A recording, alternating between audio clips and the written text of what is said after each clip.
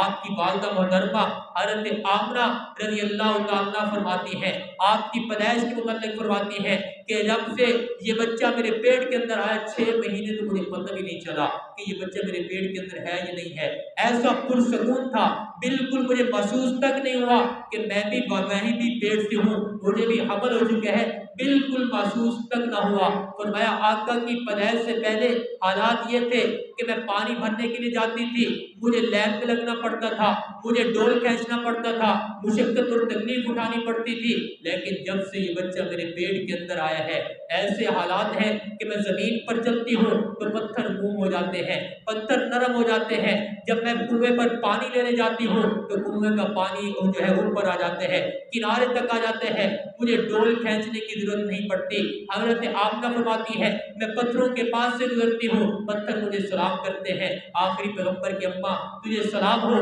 میں رات کو سوتی ہوں، کوئی آنے والا آ کر کہتا ہے اے آخری نبی کی اماں تجھے سلام ہو، تو نے امام الانبیاء کو، آخری نبی کو اپنے اندر اٹھائے ہوئے ہے، تو بابرکت ماں ہے، تو بڑے بابرکت ہستی کو اپنے اندر اٹھائے ہوئے ہے۔ حضرت آمنہ فرماتی ہے ابراہیم خلیل اللہ علیہ السلام میرے خواب کے اندر آئے، مجھے آ کر کہا کہ تیرے پیٹ کے اندر ایک عظیم الشان بچہ ہے، ایک بڑا عظیم بچہ ہے، جب وہ پیدا ہو تو اس کا نام محمد رکھنا، محمد اس کا نام رکھنا ہے۔ تو میں عجیب میرے ساتھ حالات تھے۔ حضرت آمنہ رضی اللہ عنہا آقا علیہ السلام کی پیدائش کو متعلق فرماتی ہے کہ جب آقا علیہ السلام کی پیدائش ہوئی، آقا علیہ السلام کی ولادت ہوئی، آقا علیہ السلام پیدا ہوئے تو مجھے ایسے لگا کہ میرے جسم سے ایک نور جدا ہوا ہے جس نے پورے گھر کو روشن کر دیا ہے۔ پھر وہ نور آسمان کی طرف چڑھا جس نے مشرق و مغرب، شمال و جنوب سارے جہان کو روشن کر دیا۔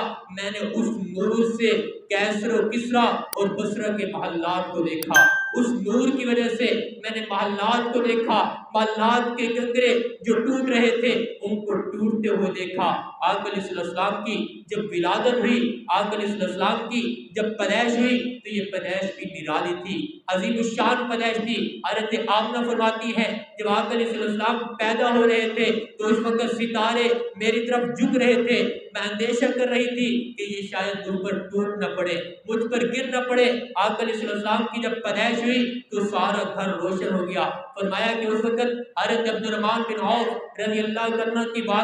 والدہ وہ بھی میرے ساتھ تھی، پیدائش کے وقت موجود تھی۔ جتنا بڑے سے بڑا مالدار آدمی کیوں نہ ہو، اس کا بیٹا پیدا ہوتا ہے تو گندگی کے اندر ہوتا ہے، وہ جو ہے گندگی کے اندر ملبوس ہوتا ہے، نہانا پڑتا ہے، غسل دینا پڑتا ہے، سرما لگانا پڑتا ہے۔ حضرت عبد الرحمن بن عوف کی والدہ کہتی ہیں میں بچے کو اٹھانے کے لیے گئی تاکہ اس کو غسل دیا جائے، نہلایا جائے، کیا دیکھتی ہوں کہ بچہ نہلایا دھلایا ہے، سرما لگائے ہوئے بچہ ہے، خوشبوئیں مہک رہی ہیں، آقا علیہ السلام کی ولادت، آقا کے جسم سے خوشبو آ رہی ہے۔ تو میں نے کہا کہ یہ بچہ نہلا دھلا کے آیا ہے، سج دج کے آیا ہے۔ جتنے بھی دنیا جہان کے اندر والداتیں ہوئی ہیں، بچے پیدا ہوئی ہیں، تو ایسا بچہ دنیا جہان کے اندر کسی ماں نے پیدا نہیں کیا، یہ نرالا بچہ ہے۔ تو گویا آقا علیہ السلام کی پیدائش یہ عظیم الشان پیدائش ہے۔ آقا کی جو پیدائش ہے وہ بھی سب سے جدا ہے، آقا کا جو بچپن ہے وہ بھی سب سے جدا ہے۔ آقا علیہ السلام کا بچپن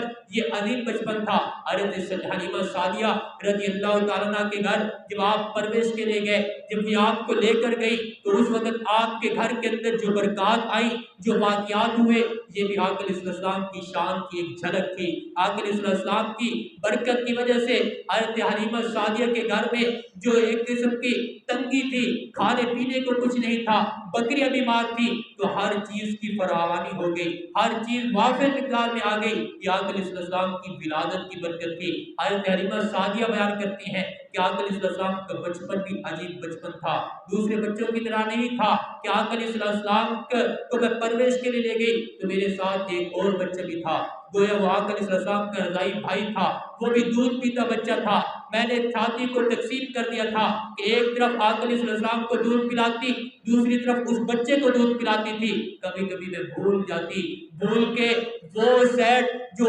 میرے اس بیٹے کے بھائی کی تھی، دوسرے بچے کی تھی، وہ میں آقا علیہ السلام کا منہ وہاں پہ لگاتی تو آقا اپنا منہ بند کر لیتے تھے، اپنے اس دودھ جو ہے اس چھاتی سے دودھ نہیں پیتے تھے کہ یہ میرے بھائی کا حق ہے، یہ میرے بھائی کا حصہ ہے۔ تو گویا بچپن کے اندر بھی آقا علیہ السلام نے اپنے بھائی کے حق کا خیال رکھا ہے، اپنے بھائی کا حق نہیں کھایا، اپنے بھائی کے حق کو منہ نہیں لگایا۔ تو آج ہم آقا علیہ السلام کی ولادت کو بھی مناتے ہیں، آقا علیہ السلام کی ولادت کی خوشی بھی مناتے ہیں، اور اس ولادت والے دن خوشی بھی منا رہے ہوتے ہیں، دوسروں کا حق بھی کھا رہے ہوتے ہیں۔ تو ایسی محبت نہیں ہونی چاہیے، ایسا پیار نہیں ہونا چاہیے۔ پیار بھی وہ اگر ان سارے واقعات کو دیکھا جائے، ان سارے واقعات کو پڑھا جائے، ان سارے واقعات کا خلاصہ عرض کرنا چاہتا ہوں کہ اگر آقا علیہ السلام سے محبت کرنا چاہتے ہو، اگر آقا علیہ السلام سے پیار کرنا چاہتے ہو، سچا عشق چاہتے ہو، یہ چاہتے ہو کہ ہمیں آقا کی محبت نصیب ہو جائے، آقا کا پیار نصیب ہو جائے،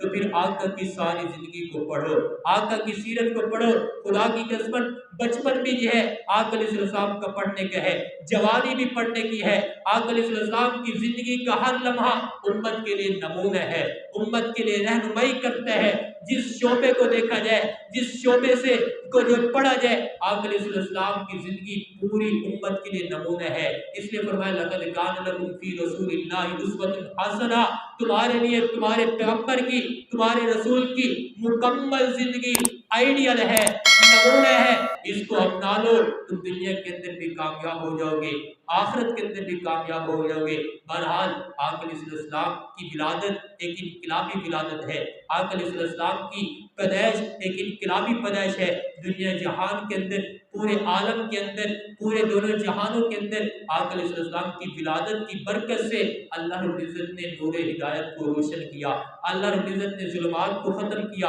اندھیروں کو ختم کیا، انصاف کا بول بالا ہوا۔ یہ سب کچھ آقا علیہ السلام کی پیدائش کی برکت سے ہوا۔